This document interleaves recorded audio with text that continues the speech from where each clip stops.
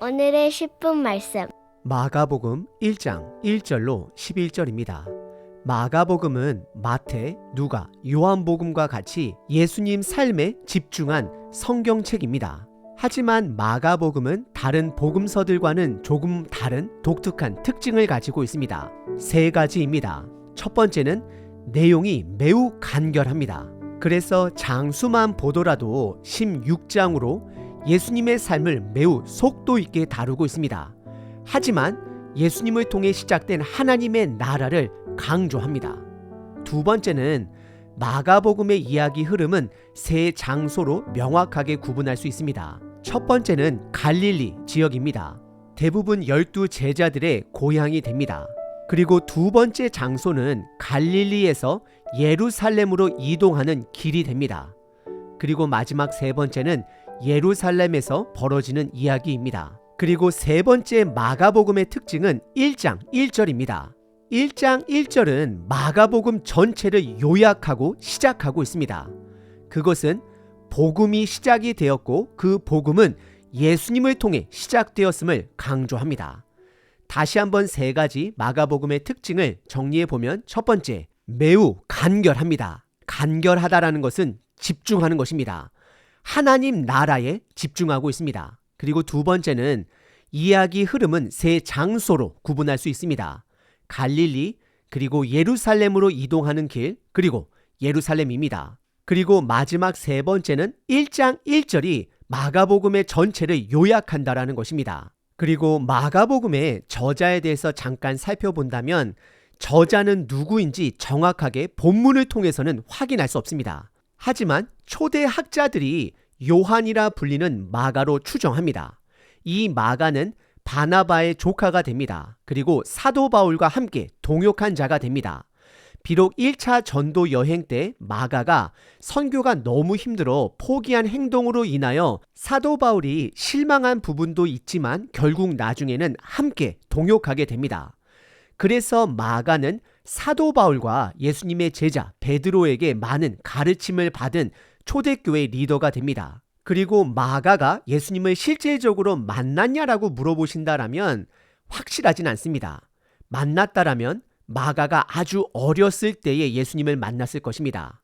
그리고 마가복음 14장에서 도망치다가 잡힌 청년을 마가로 보기도 하는데 이것은 불확실합니다. 그래서 마가를 저자로 본다라면 사도 바울과 베드로 이후에 그들이 죽고 나서 교회를 이끈 리더로 여겨집니다.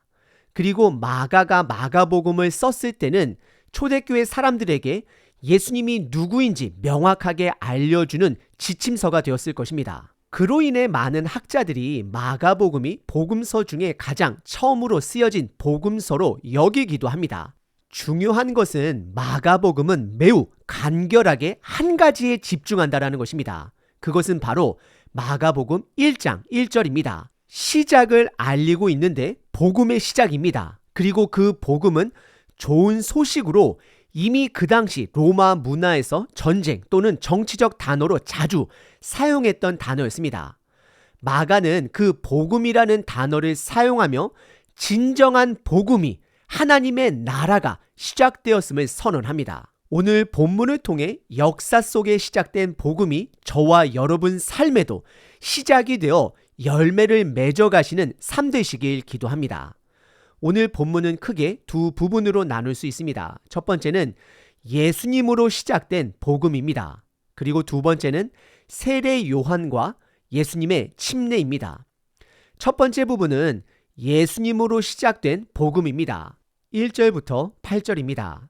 하나님의 아들 예수 그리스도의 복음의 시작이라. 2절 선지자 이사야의 글에 보라 내가 내 사자를 내 앞에 보내노니 그가 내 길을 준비하리라. 3절 광야에 외치는 자의 소리가 있어 이르되 너희는 주의 길을 준비하라 그의 오실 길을 곧게 하라 기록된 것과 같이. 4절 세례 요한이 광야에 이르러 죄 사함을 받게 하는 회개의 세례를 전파하니. 5절 온 유대 지방과 예루살렘 사람이 다 나아가 자기 죄를 자복하고 요단강에서 그에게 세례를 받더라. 6절 요한은 낙타 털옷을 입고 허리에 가죽띠를 띠고 메뚜기와 석청을 먹더라. 7절 그가 전파하여 이르되 나보다 능력이 많으시니가 내 뒤에 오시나니 나는 굽혀 그의 신발끈을 풀기도 감당하지 못하겠노라. 8절 나는 너희에게 물로 세례를 베풀거니와 그는 너희에게 성령으로 세례를 베푸느니라 라고 기록합니다.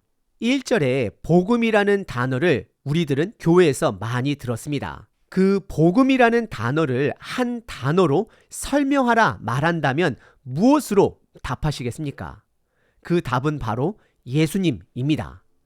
예수님의 삶, 그분의 가르침이, 그분의 약속이 복음이 됩니다. 복음이라는 단어 헬라어의 원뜻은 복된 소식입니다.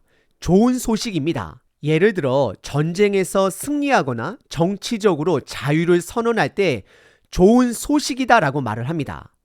전쟁에서 승리한 장군이 돌아와 왕에게 소식을 전달할 때 왕이여 내가 복음을 가지고 왔나이다 라고 말을 합니다. 하지만 1절에서 말하는 그 복음은 세상이 줄 수 없는 하나님만이 주시는 복음을 말하고 있는 것입니다. 그 복음이 시작이 되었고 그 복음은 예수님을 통해서 시작되었음을 밝히고 있습니다. 그리고 1장 1절의 첫 단어의 출발은 아르케라는 시작이라는 단어로 출발하고 있습니다. 그래서 이 부분은 창세기 1장에 태초가 창조될 때와 요한복음 1장 1절에 태초에 말씀이 있다와 연결해 볼 수 있습니다. 예수님을 통하여 재창조가 하나님의 나라가 시작되었음을 선언하고 있습니다. 이것은 마가복음 전체의 주제절이 되는 것입니다. 그리고 1장 2절부터는 그 복음에 대해 시작된 그분의 나라에 대해 속도감 있게 출발합니다. 그리고 바로 이어지는 2절에 선지자 이사야의 글로 이어갑니다. 이것은 그 복음이 예수님이 구약의 언약의 뿌리를 두고 있음을 강조하고 있습니다. 구약의 여러 말씀들이 예수님의 오심을 복음의 다른 표현인 아름다운 소식, 복된 소식으로 예언을 합니다. 이사야 40장 9절 아름다운 소식을 시온에 전하는 자여라고 시작을 하고 이사야 52장 7절에서 좋은 소식을 전하며 평화를 공포하며 복된 좋은 소식을 가져오며라고 기록하고 있습니다. 이사야 61장 1절에서는 가난한 자에게 아름다운 소식을 전하게 하려 하심이다라고 말씀하고 있습니다. 그래서 마가복음은 예수님의 탄생 이야기보다는 그 복된 소식, 복음에 집중하고 있습니다. 그리고 이어서 2절 끝부분에 보시면 예수님의 길을 준비할 자가 있을 것이다 라고 말을 합니다. 이 부분 또한 이사야에서 예언하고 있는 부분입니다. 이것은 세례 요한을 말합니다.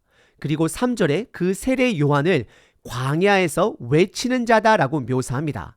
이것은 두 가지를 말하고 있습니다. 첫 번째, 광야라는 단어를 사용하며 광야에서 불순종한 이스라엘과 온전한 이스라엘이 될 예수님을 대조하고 있습니다. 그리고 두 번째는 소리입니다. 소리는 말을 상징하는데 그 말씀은 과거에도 현재에도 미래에도 계실 그분의 말씀입니다.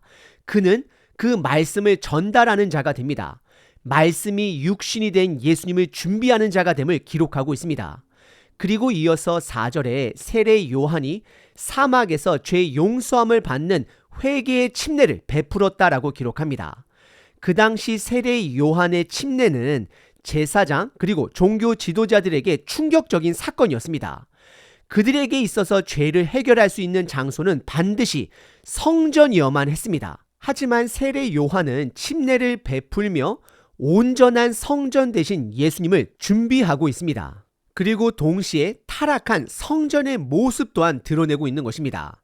이로 인해 5절에 많은 사람들이 성전이 아닌 하나님의 말씀에 따라 회개의 침례를 베풀고 있는 세례 요한을 찾아와 침례를 받게 됩니다.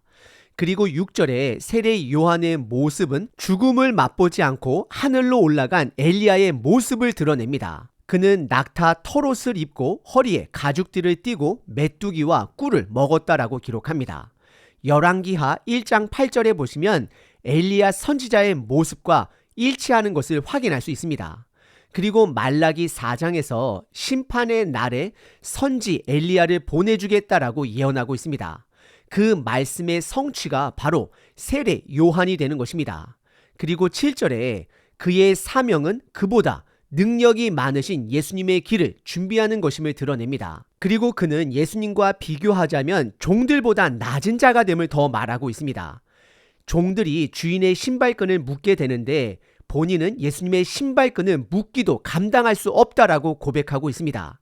하나님의 아들이 됨을 고백하고 있는 것입니다. 그리고 8절에 보다 구체적으로 본인은 물로 침례를 베풀지만 예수님은 성령으로 마음의 침례를 베풀 것이다 선언합니다. 이것은 에스겔 36장에서 예언한 새 영을 우리 마음에 부어 육신의 굳은 마음을 제거해 주신다라는 예언의 성취가 됩니다. 오늘 본문의 첫 번째 부분은 예수님으로 시작된 복음입니다. 두 번째 부분은 세례 요한과 예수님의 침례입니다. 9절부터 11절입니다. 그때에 예수께서 갈릴리 나사렛으로부터 와서 요단강에서 요한에게 세례를 받으시고 10절 곧 물에서 올라오실새 하늘이 갈라짐과 성령이 비둘기같이 자기에게 내려오심을 보더니 11절 하늘로부터 소리가 나기를 너는 내 사랑하는 아들이라 내가 너를 기뻐하노라 하시니라 라고 기록합니다. 우선 9절에 예수님은 세례 요한에게 침례를 받으십니다. 요한이 주는 침례는 죄를 사하여 주는 침례가 됩니다. 하지만 예수님은 죄가 없으신 분으로서 이것은 우리들의 죄를 대신하여 십자가에서 죽으실 그분의 죽음을 미리 암시하고 있는 것입니다. 그리고 10절에 예수님께서 침례를 받으시고 물에 몸을 담그시고 물 위에서 올라오자 하늘이 갈라진다라는 표현을 사용하고 있습니다. 마가복음에서 이 갈라진다라는 표현을 두 번 사용하게 되는데 첫 번째는 오늘 본문인 예수님의 침례 부분과 두 번째는 예수님의 죽음 이후 성막의 휘장이 갈라질 때입니다. 그래서 이 갈라진다라는 것은 하나님의 전적인 개입을 강조하고 있는 것입니다. 인간의 노력이 아닌 전적인 하나님의 은혜, 개입하심이 되는 것입니다. 그리고 성령이 비둘기같이 내려와 11절에 하나님 아버지께서 예수님을 향해 너는 내 사랑하는 아들이라 내가 너를 기뻐하노라 라고 말씀하십니다. 마가복음 저자는 복음을 시작한 예수님이 하나님의 아들이 됨을 세 가지로 강조하고 있는 것입니다. 첫 번째는 이사야의 글에 아름다운 소식을 성취한 자가 되는 것이고 두 번째는 그 아름다운 소식을 전달할 세례 요한을 통해 그 길을 준비하고 있는 것이고 세 번째는 직접 하나님의 음성으로 그분이 하나님의 아들됨을 선언하고 있는 것입니다. 삼중 선언이 되는 것입니다. 확증이 되는 것입니다. 오늘 본문의 두 번째 부분은 세례 요한과 예수님의 침례입니다. 마가복음의 시작은 복음의 시작임을 선포합니다. 그리고 세례 요한을 통해 그 복음의 길은 죄에서 돌이키는 길이 됨을 드러냅니다. 그리고 예수님께서 침례를 받으시며 그의 복음의 능력은 예수님의 죽음으로 시작됨을 암시하고 있습니다. 그리고 예수님의 죽음은 당연히 부활과도 연결이 되어집니다. 역사 속에 시작된 복음이 저와 여러분 삶에 반드시 시작되어야 합니다. 우리들 공동체 안에서도 복음의 능력이 드러나야 합니다.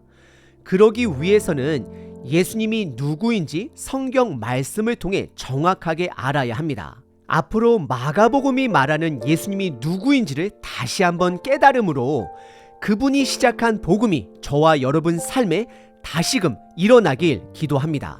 365일 기도문입니다. 이사야 49장 13절 하늘이여 노래하라 땅이여 기뻐하라 산들이여 즐거이 노래하라 여호와께서 그의 백성을 위로하셨은즉 그의 고난당한 자를 긍휼히 여기실 것임이라. 위로의 하나님 아버지, 오늘 나의 입술을 들어 여호와 하나님을 찬양합니다. 이 땅과 산들이 모든 바다와 나무와 꽃이 주님을 찬양합니다. 세상 모든 것을 인간이 지은 것 같으나 사실은 하나님이 만드셨습니다. 하나님이 창조하신 모든 것이 아름답고 놀랐습니다. 특별히 이 땅에 예수님을 보내주신 그 복음의 사건을 찬양합니다. 오늘 나에게 허락하신 모든 것이 주님께로부터 왔음을 고백하고 내 삶에 시작된 복음의 여정 또한 주님으로부터 시작되었음을 고백합니다. 주님의 일하심을 높여드립니다. 성령 하나님의 동행하심을 찬양합니다. 복음의 시작 되신 예수 그리스도의 이름으로 기도합니다. 아멘. 항상 기뻐하라. 쉬지 말고 기도하라. 범사에 감사하라.